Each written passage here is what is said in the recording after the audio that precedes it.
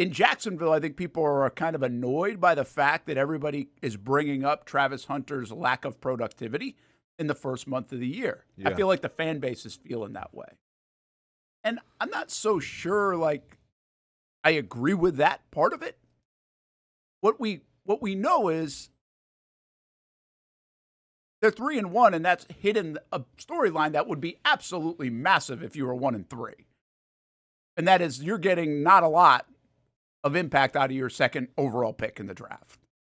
You sometimes are using him on defense and sometimes not. There have been 2 games where you've used him 35-plus snaps. There have been 2 games you used him single-digit snaps on defense. Yeah.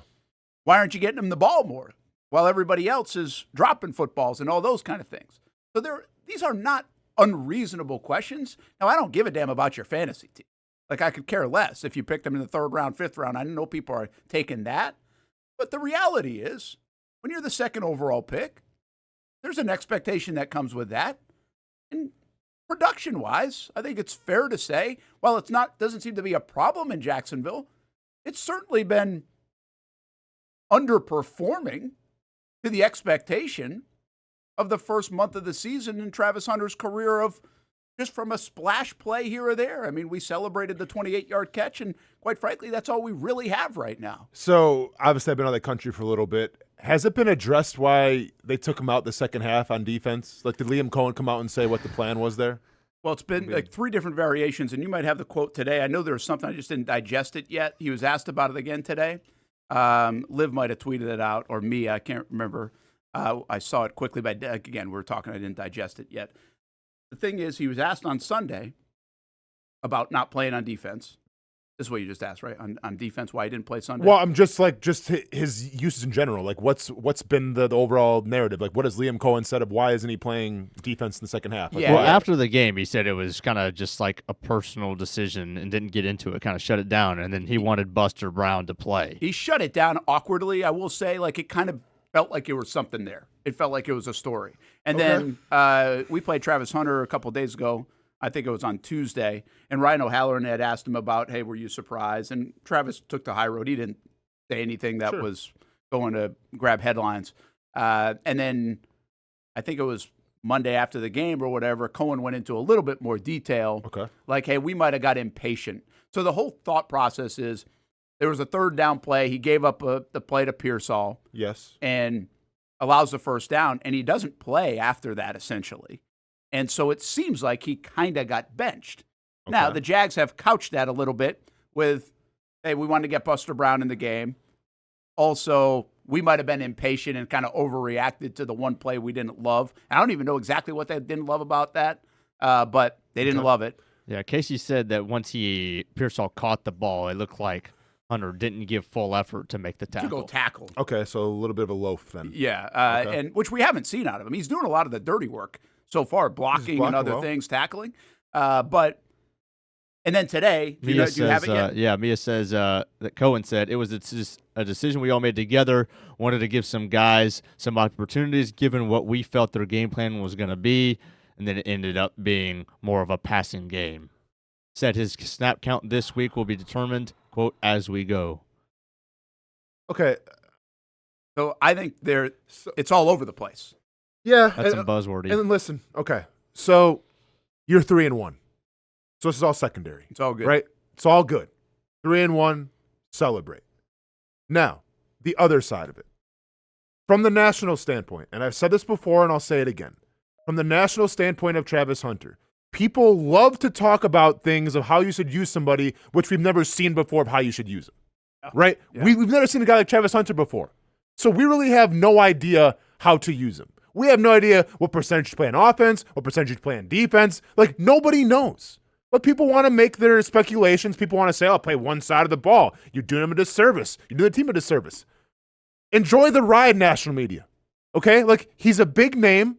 Let's wait and see how this plays out. It's his first year in the NFL. He's playing 2 positions. Not easy to do. Let's see how it pans out. Liam Cohen and company. You can do a better job in this whole situation by just being transparent. Like, we've praised this coaching staff so much about how transparent they are of everything. they're teaching us the game, right? You have a question about a play. Liam Cohen will break it down. You had a question about why Trevor Lawrence threw this ball. He'll break it down. But then when it comes to your rookie wide receiver / cornerback that you invested so much to get, we have no idea what's going on with it. And we're going to question it because, once again, we don't know what it's supposed to look like. So if I'm a former player and I say, okay, I mean, obviously you guys gave a lot of capital to get him. You had a GM come out and say he's going to change the game. Well, where is it? And why isn't it happening? Yeah, that's where I disagree a little bit with the fan base. I don't necessarily – listen, if it's your fantasy team you're upset about, I don't give a damn, as I said. But I think the conversation could be a real conversation. We really don't know 4 games in what the plan is for Travis Hunter. We really don't. We have no idea if Monday night he's going to play 40 snaps or 10 on defense. We have no idea if he's going to get 8 targets or 2. We just don't know. And he is a guy that's supposed to impact your team. So why is that? I really think Cohen is trying not to, what I would view it as, somewhat throw him under the bus for whether it was something they were unhappy about. Like, I think he's trying not to publicly do that to him because there was obviously something they didn't like. Right. Because he was 2 snaps into the game. He was in the game on defense. And then he only played however many, and then he doesn't play again. And that's not because Buster Brown's an all-pro, okay? Right. This guy's better than Buster Brown, and I like Buster Brown. Yeah. But the other, I mean, they also don't want to say, I think, that he doesn't fully know everything on the playbook because some of these illegal shifts and those things are certainly Travis Hunter not knowing exactly where to go. So I think publicly they don't want to just sit here and throw him under the bus. That makes it a very delicate situation to handle. But if you really take the 3 comments Sunday, Monday, today, they're a little bit all over the place if we're being completely honest. And for our standpoint, from a viewing standpoint, we really 4 games into this thing have no idea how they're deploying Travis Hunter Monday night or for the month of October. And they've had such a diligent plan all along, but the plan, I don't say is blown up. It just varies like way more to extreme than I thought it would. Of course. But see, I think you're doing the player a disservice when you aren't candid, when you aren't transparent what's going on. The same thing happened with Eric Armstead in the preseason, where we didn't get a good idea of what was going on with Eric Armstead. We was told it was a back injury, but we just had speculations and everything, and we didn't know when he was coming back. Yeah. So then what was our reaction? Oh, Eric Armstead might be in business for himself. Like, we don't know. He might went on to Jacksonville. Like, we all painted this narrative because their narrative wasn't painted for us by communication. The same thing can happen now with Travis Hunter, where, like, if you're not going to be forthright with what's going on, then guess what? Then I'm left to make my own, like, calculations of what's happening. I mean, and listen, I don't want to see this guy on the sidelines going like this to the head coach again when I'm at the Houston Texans game. Because that's what I saw. Like, that's what my eyes told me. That there's some discrepancy there in terms of him wanting to go in and Liam Cohen saying, you're not going in right now. Yep. So if it's him learning the playbook, then just say, you know what? He's still learning the offense and everything, but we're going to get him in when we can. If it's a defensive problem where it's like, you know what? We didn't see what we wanted out of defense. We let some other guys play. Hopefully he can figure it out. Like, there's ways to back your player up, but still help them out in terms of what's going on and being transparent. Because the last thing you want to do, especially with a guy that's such high profile, is not give us anything and then be left to our own speculations. Yeah, I think it's a fair point. I don't know. Hamby disagrees. Well, this is a little bit like, what was the other situation? BTJ? Oh, a little bit like BTJ. Yeah. Where I think it's a delicate one to handle.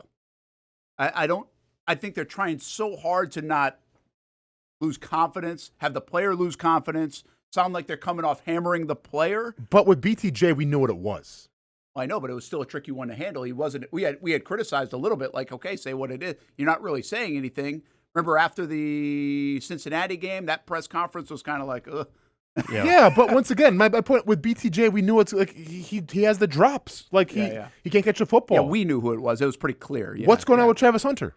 Well, I think we know that too. Do we though? Do we? I think we what do. Is it, especially on Break offense. The news. On offense, he doesn't know the playbook. I don't think so.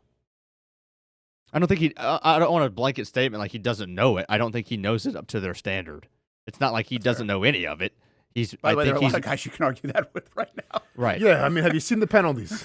And I agree, but I think of all the receivers, he is struggling with shifts and motions and all that stuff, and knowing his responsibility on any given down. And I think it's tough for them to put him out there every time, and especially it's also different that kind of trickles down to Trevor Lawrence, knowing where he's going to be, if he's going to be in the right space, if he's going to hit his yard mark on this route or that route or anything like that. It's tough to throw him the football, especially if you just don't know where he's going to be on defense. I don't know if I don't know. Yeah, I will say this: I don't care about his production because they're 3-1. I also don't care about his production. I'll say it again because I don't play fantasy football, and it doesn't matter to me if he's on my team or your team or whoever's team. And I know the world thinks that way a lot, right? When it comes to fantasy football, so none of that matters to me. In fact, I think in a very nice way, because they're 3-1, they can bring him along at their own pace rather than having to force him into stuff because they drafted him number 2 overall. So there's a luxury here that winning is affording them. But I do think sooner or later, he is going to have to make more of an impact on the football field because you picked him number 2. And if they lose 2 out of the next 3, that story is going to bubble even more, is the point. Like, that's where these stories start to go. In October, can you get Trevor going? Can you get Brian Thomas Jr.? Can you get Travis Hunter going? We do like game plans every single week on our shows. That's been the game plan for like 3 weeks in a row. It's like we are waiting for those guys to get going. And that includes Travis Hunter. Let me ask you this. So, and by the way, I think what Cohen would argue, like Trevor missed Travis Hunter right before the half. That could have been a touchdown. Carolina could have been a touchdown. So we could have seen some more production for him, and Trevor can actually help that out too. I'm just curious. If the Jags beat the Chiefs on Monday night and Travis Hunter has 2 catches for 28 yards and plays about half the snaps on defense but doesn't make his pedestrian night, what's the bigger story nationally? Not that we really care. I'm just really curious. Is it that the Jags are 4-1 and just beat the Chiefs in prime time, or Travis Hunter is not being used? The Jaguars are 4-1. Well, the biggest story is going to be the City Chiefs are 2-3. Well, that's probably 2-2. Then but it's the next story. But it's the Jaguars win prime time against the Chiefs. I think you're hope right. so. Yeah, I think you're right. But if they lose that game, the story will be 85% Chiefs anyway. And the 15%, out of that 15% Jags, it'll be 10 or 12% of Travis Hunter, 2 or 3 catches. Yeah. They made the wrong pick. They gave up too much. That is going to be the Tuesday story. So, again, perfect world situation. I've said this multiple times this week. The Jags win the football game to get to 4-1, and Trevor Lawrence and Travis Hunter have huge games. Like, that would be boom, right? That's the Mecca on Monday night, if you can make that happen. Of course.